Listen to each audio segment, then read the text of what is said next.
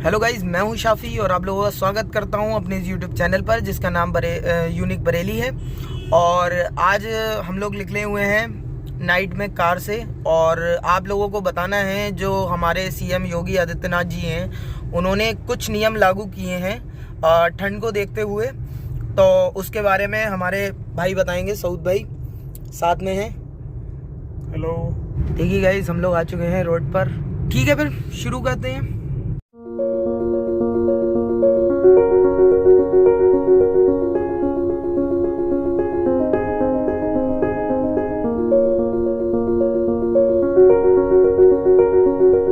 Unique Bareilly में आपका स्वागत है। आज के ठंड के मौसम में गाड़ी चलाने में लोगों को असुविधा हो रही है कोहरे की वजह से, फॉग की वजह से। तो ऐसे में हमारे सीएम योगी आदित्यनाथ जी ने कुछ नियम बनाए हैं जो मैं आपके साथ शेयर कर रहा हूँ। इसमें नियम है क्या करें और क्या ना करें, ये सभी बातें मैं आपको बताने की कोशिश कर रहा हूँ। कृपया इस पर थोड़ा ध्यान दें। तो सबसे पहले मैं आपको बता रहा हूँ क्या करें। कोहरे में असावधानी जो हो जाती है उससे बचने के लिए हम क्या करें। सबसे पहले है कि हम अपने वाहन को धीमी गति में ही चलाएं और जिस लेन में चल रहे हैं उसी में चलते रहें। और इसके बाद दूसरा नियम है वाहन की हेडलाइट को हमेशा लो बीम पर रखें, क्योंकि हाई बीम पर रखने से सामने वाले को दिक्कत होती है और हमें भी कुछ नहीं दिखाई देता है, सामने वाले को भी नहीं दिखाई देता है।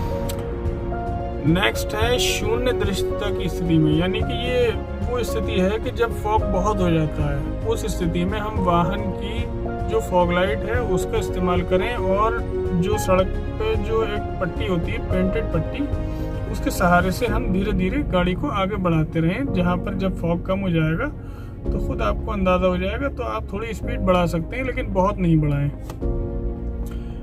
वाहन के वाइपर जो हमारे होते हैं वो चालू स्थिति में होने चाहिए, कि कभी कभी मॉइस्चर जमा हो जाता है गाड़ी के विंडशील्ड पर, विंड स्क्रीन पर। तो उससे बचने के लिए हमारे वाइपर चालू हालत में होने चाहिए ताकि हम उसे बार बार साफ करते रहें। और जो व्यावसायिक वाहन होते हैं जैसे ट्रैक्टर ट्राली है या और कोई बड़े वाहन है तो उसमें रिफ्लेक्टर टेप होने आवश्यक है।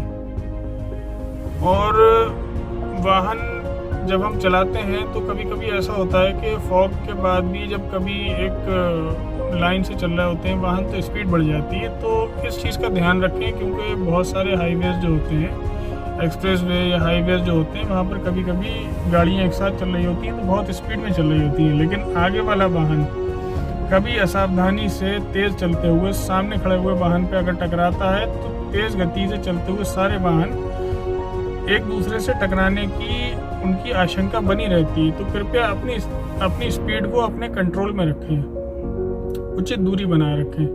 और टोल फ्री नंबर दिए गए हैं 108 और 112। अगर कोई मिसहैपनिंग है, कोई एक्सीडेंट है, कुछ है, तो इन नंबरों पर संपर्क करने की कोशिश करें।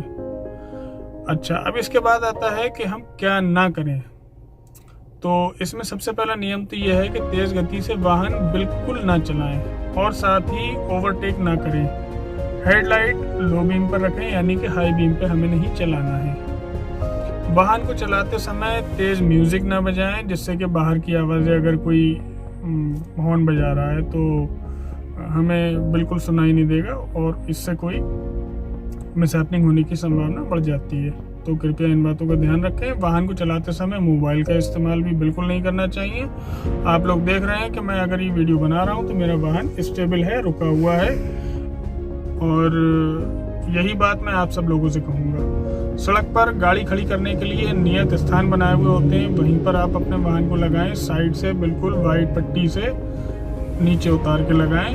बीच में अगर वाहन लगाएंगे तो कोहरे में हो सकता है आपका वाहन किसी गाड़ी को आते हुए ना दिखाई दे और खुदा न खास्ता वो आपसे टकरा गया तो फिर परेशानी हो सकती है आपको भी और दूसरे वाहन को भी। अगर नींद की हालत में है तो वाहन बिल्कुल ना चलाएं, नशे की हालत में है तो वाहन बिल्कुल ना चलाएं। पहले आराम से थोड़ा रेस्ट कर लें, गाड़ी को साइड लगाएं, नियत स्थान पर रेस्ट करें, फिर उसके बाद गाड़ी चलाएं। धन्यवाद।